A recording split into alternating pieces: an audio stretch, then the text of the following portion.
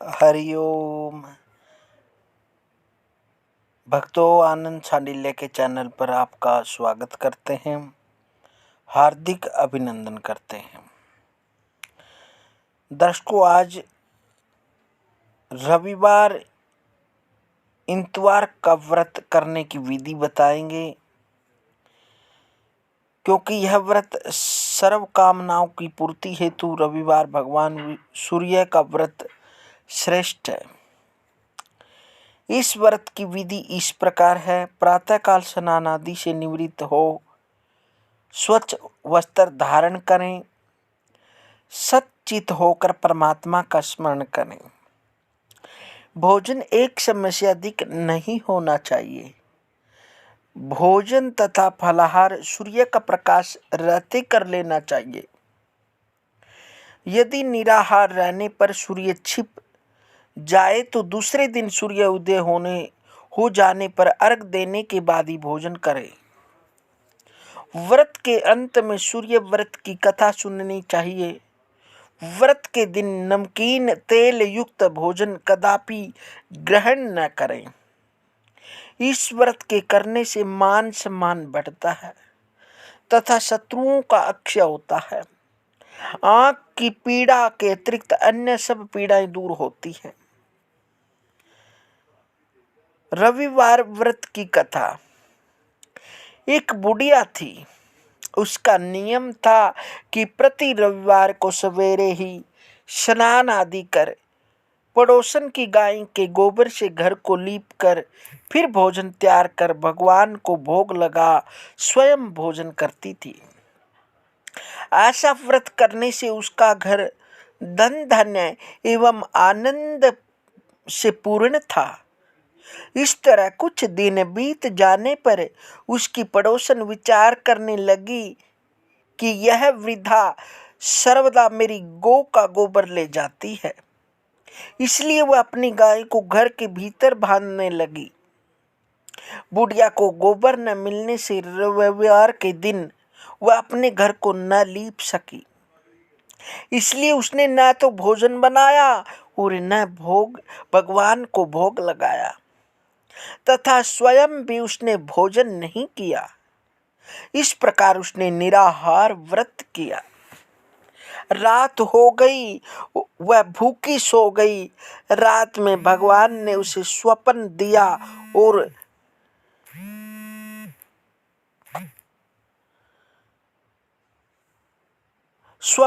और भोजन न बनने तथा भोग न लगने का कारण पूछा। वृद्धा ने गोबर न मिलने का कारण बताया।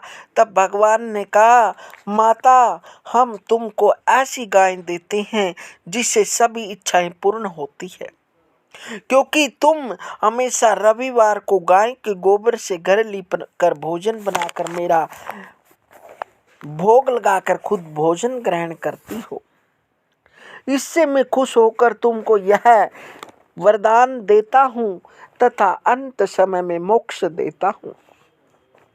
स्वप्न में ऐसा वरदान देकर भगवान अंतर्ध्यान हो गए और जब वृद्धा की आंख खुली तो वह देखती है कि आंगन में एक अति सुंदर गाय और बछड़ा बंधे हुए हैं। वह गाय और बछड़े को देखकर अत्यंत प्रसन्न हुई और उनको घर के बाहर बांध दिया, वहीं खाने को चारा डाल दिया। जब उसकी पड़ोसन ने बुढ़िया के घर के बाहर एक अति सुंदर गाय और बछड़े को देखा तो द्वेष के कारण उसका हृदय जल उठा तथा जब उसने देखा कि गाय ने सोने का गोबर दिया है तो वह उस गाय का गोबर ले गई और अपनी गाय का गोबर उसकी जगह पर रख गई।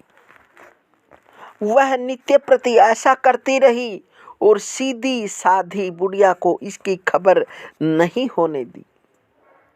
तब सर्वव्यापी ईश्वर ने सोचा कि चालाक पड़ोसन के कर्म से बुढ़िया ठगी जा रही है। भगवान ने संध्या के समय अपनी माया से बड़े जोर की आंधी चला दी। बुढ़िया ने अंधेरी के भय से अपनी गाय को घर के भीतर बांध लिया। प्रातःकाल उठकर जब वृद्धा ने देखा कि गाय ने सोने का गोबर दिया है तो उसके आश्चर्य की सीमा न रही। और वह प्रतिदिन गाय को गोबर के भीतर बांध लेती थी, गाय के भीतर बांध देती थी। और वह प्रतिदिन गाय को घर के भीतर बांधने लगी। उधर पड़ोसन ने देखा कि बुढ़िया गऊ को घर के भीतर बांधने लगी है और उसका सोने का गोबर उठाने का दावा नहीं चलता।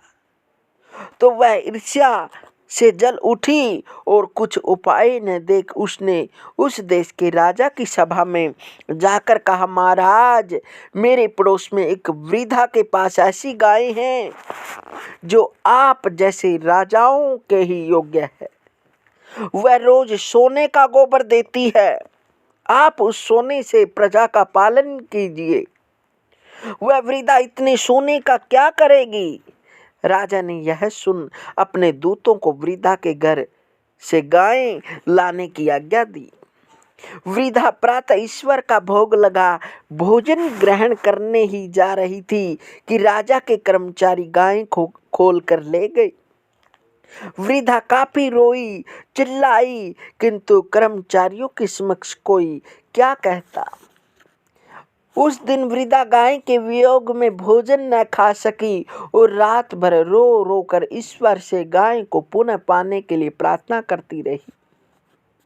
उधर राजा गाय को देखकर बहुत प्रसन्न हुआ, लेकिन सुबह जैसे ही वह उठा, सारा महल गोबर से भरा दिखाई देने लगा।